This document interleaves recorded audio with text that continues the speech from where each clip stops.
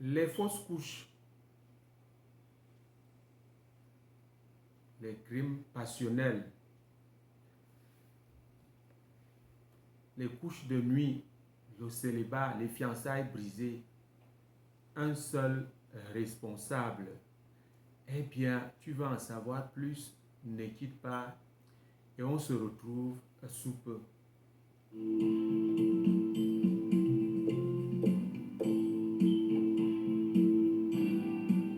L'ISJC, l'intimité avec le Seigneur Jésus-Christ, l'assurance absolue du salut de ton âme. Alléluia, alléluia. Bienvenue à l'ISJC International Ministry. Toi qui nous regardes pour la première fois, c'est une vision, un ministère que le Seigneur a suscité lui-même ces derniers temps avant l'enlèvement pour amener l'Église à l'accomplissement et qu'elle soit tout à fait irrépréhensible le jour de l'avènement de notre boss qui est le Seigneur Jésus-Christ. Eh bien, voilà, nous prions d'abord avant d'engager notre thème d'aujourd'hui. Dieu d'Abraham, Dieu d'Isaac, Dieu de Jacob, Père éternel, Seigneur Jésus, nous te rendons grâce parce que tu as renouvelé à chacun d'entre nous 24 heures. 24 heures de souffle de vie, certainement pour te glorifier, certainement pour chercher à mieux te connaître, afin de savoir ce que tu aimes et ce que tu n'aimes pas. Voilà, Saint-Esprit, je t'appelle, prends contrôle, enseigne ton peuple maintenant, en amenant toute pensée captive à l'obéissance de la parole de Dieu. Manifeste-toi puissamment, puissamment, et libère au nom puissant de Jésus-Christ tous ceux qui sont enchaînés par cet esprit qui rend tes enfants abominables à tes yeux. Manifeste-toi au nom puissant de Jésus. Je couvre le studio ici par le sang de Jésus-Christ. Et toi aussi qui me regardes, sois protégé, toi et toute ta famille, par ce même sang. Au nom de Jésus, nous avons prié. Amen. Alléluia, alléluia. Eh bien, bonjour et je suis très content de vous retrouver aujourd'hui dans le cadre de nos enseignements qui donnent non seulement cette vie, mais aussi la vie éternelle. Tu es là maintenant connecté à l'ISJC International Ministry, connecté à cette onction, connecté à la présence de Dieu. Que le Seigneur te bénisse parce que tu es obéissant, parce que tu cherches la face du Seigneur Jésus-Christ. Sois donc béni. Eh bien, n'oublie pas de t'abonner si c'est ta première fois de nous regarder pour que tu reçoives toutes choses, que tu partages et puis que tu likes. Fais l'œuvre de Dieu à ton niveau et le Seigneur va te donner un grand ministère. Nous sommes de retour pour continuer ce thème que je croyais terminé, mais non. Le Saint-Esprit révèle d'autres choses. Des choses que vous connaissez mais que vous ne soupçonnez pas. Tout ce que j'ai cité à l'entame là, c'est des conséquences de l'impudicité. Nous allons lire une écriture ici pour voir que au temps des apôtres, le Saint-Esprit a révélé ces choses. 1 Corinthiens chapitre 5 et le premier verset d'ailleurs, nous dit ceci. On entend dire généralement qu'il y a parmi vous de l'impudicité. Et une impudicité telle qu'elle ne se rencontre pas même chez les païens. C'est au point que l'un de vous a la femme de son père. Et jusqu'à ce niveau-là, l'impudicité est à la base de beaucoup de choses. Comment quelqu'un peut avoir la femme de son père? J'ai parlé à l'entame des crimes passionnels. C'est ainsi qu'un couple, n'est-ce pas, est là installé et un membre de ce couple commence à faire des choses dehors. C'est cet esprit-là, l'impudicité. Nous avons parlé des 3 sens majeurs par lesquels l'impudicité peut entrer dans ta vie. Nous avons parlé de la vue, ce que tu vois, l'ouïe, ce que tu entends, le toucher, ce que tu touches, et aussi qui te touche. Sais-tu vraiment qui te touche? Voilà l'impudicité qui peut entrer dans ta vie. Il y a d'autres aspects. L'imposition des mains. Qui t'impose les mains? Tu es allé voir qui parce que tu es malade. Il t'a imposé les mains, tu as pris l'esprit d'impudicité. Et maintenant que toi-même, tu prêches l'évangile, tu imposes les mains aussi aux jeunes filles. Et tu es très étonné que beaucoup te disent que tu es ceci, tu es beau. Et finalement, vous vous trouvez dans une situation illégale au lit. Tu n'es même pas encore marié, jeune serviteur de Dieu. Tout ceci, c'est l'impudicité, l'esprit d'impudicité. Je te dis ici de faire attention. Tu as un appel, ne cours pas. C'est mieux que tu sois formé dans le Saint-Esprit. Oui, tu es allé voir des gens pour se faire former. Et puis, consécration, boum, on t'impose la main.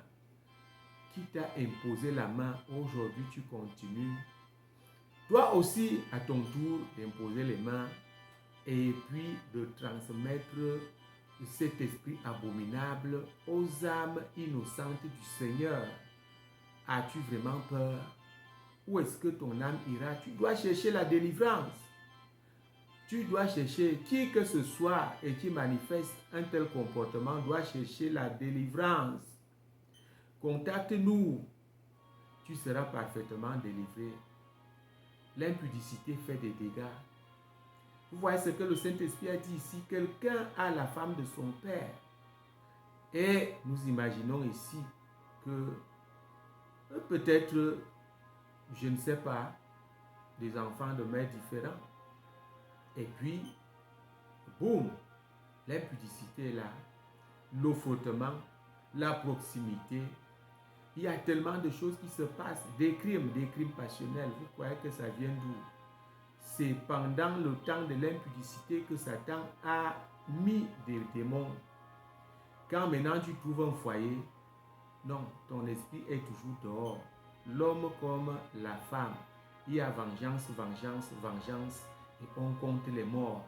On compte aussi les orphelins. Qu'est-ce qu'on ne voit pas? Qu'est-ce qu'on ne voit pas ces temps-ci sur nos écrans? On vous dit, après une investigation, que c'était un crime passionnel. La femme allait avec le voisin et le mari ou le concubin. Parce qu'il n'y a pas vraiment beaucoup de maris là-dehors. Il n'y a pas beaucoup de mariages là-dehors. Il y a beaucoup plus le je viens, on reste. Viens, on reste. On va le faire, on va se marier demain. Et puis voilà, le viens, on reste éternel devient concubinage. Les enfants naissent. Et puis, vous vous imaginez, c'est des gens tout à fait souillés selon Dieu et qui peuvent encore souffrir donc des deuxièmes bureaux dehors. Il y a les crimes passionnels. Il y a les fiançailles qui se cassent, qui se brisent. Tout est fin prêt. Écoutez-moi bien. Tout est fin prêt pour que la dot soit donnée et que le mariage soit célébré. Mais alors, la veille, la nouvelle tombe. Cet homme dit, moi, je ne suis plus dans ce projet. L'homme se barre. La femme aussi la même chose. L'homme qui attend apprend que la femme a déjà voyagé. Vous voyez des choses comme ça. Il y a des fausses couches. C'est toujours ces esprits qui sont déjà en toi. Les esprits d'impudicité. La grande Babylone ne te laisse plus respirer. Parce que tu as été touché. Tu as été touché. Et donc voilà ces quelques éléments que j'ajoute. Nous voyons ici le célibat. Le célibat que Jésus-Christ lui-même a détecté en causant avec la femme samaritaine. Lisons très rapidement dans Jean chapitre 4, le verset 16. Jésus-Christ dit à la femme samaritaine, va, lui dit Jésus, appelle ton mari et viens ici. Le verset 17, la femme répondit, je n'ai point de mari. Jésus lui dit, tu as eu raison de dire, je n'ai point de mari. Le verset 18, car tu as eu 5 maris et celui que tu as maintenant n'est pas ton mari. En cela, tu as dit vrai. Vous voyez ce que le Seigneur détecte là lui-même. C'est cette femme qui vient puiser de l'eau. Et le Seigneur se met à causer avec elle. Il lui pose des questions. Le Seigneur veut délivrer cette femme. Cette femme a eu 5 personnes. Le Seigneur dit 5 maris. Là, vraiment, est-ce que c'est des maris qui sont morts? Mais le Seigneur dit quand même une chose intéressante. Il lui dit, tu as eu raison de dire 5 maris.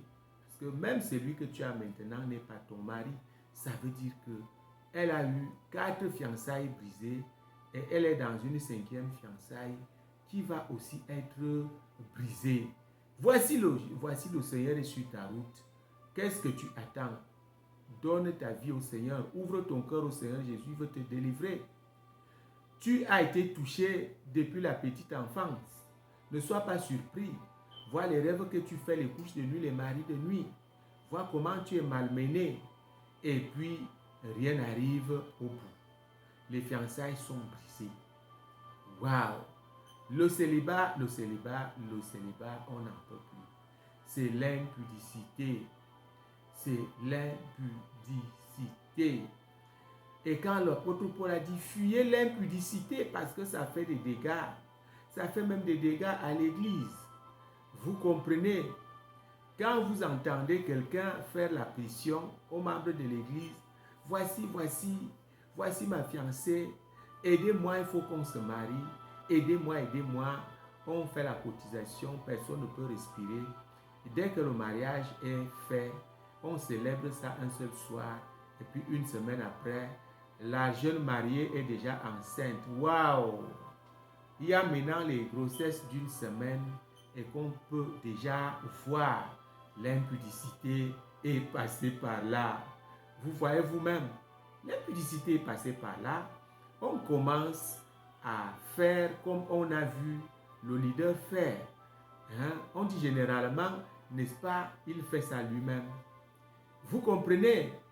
Après le mariage, tout de suite, une semaine, 2 semaines, même un mois après, la grossesse est déjà là. Est-ce qu'on peut percevoir une grossesse d'un mois? Et ceci du pupitre à la porte de sortie, tu peux comprendre ce que je veux dire. Vous comprenez? Ça se passe, c'est l'impudicité. Où l'apôtre Paul, révélé par le Saint-Esprit, a crié, même qu'on entend dire que l'un parmi vous le père possède la femme de son père. Alors fais très attention. Tu te soumets à qui? Soi-disant tu veux l'onction, soi-disant la guérison, la délivrance. Oui, tu as des problèmes. Ou alors tu as même un appel. Il y a un problème, méfie-toi. Ne va pas n'importe où. Il y a aussi beaucoup d'écoles là dehors qu'on appelle écoles bibliques. Je ne sais pas ce qui est quoi, ce qui est vrai. Mais quand tu pries, le Saint-Esprit te montre que c'est beaucoup de théologie. Ce sont ces serviteurs-là que vous voyez et qui disent qu'il n'y a pas de délivrance. Ils sont passés par là. L'école du Saint-Esprit, c'est l'église parfaite de Jésus-Christ qui fait les délivrances, qui chasse les démons et qui rend les âmes du Seigneur libres.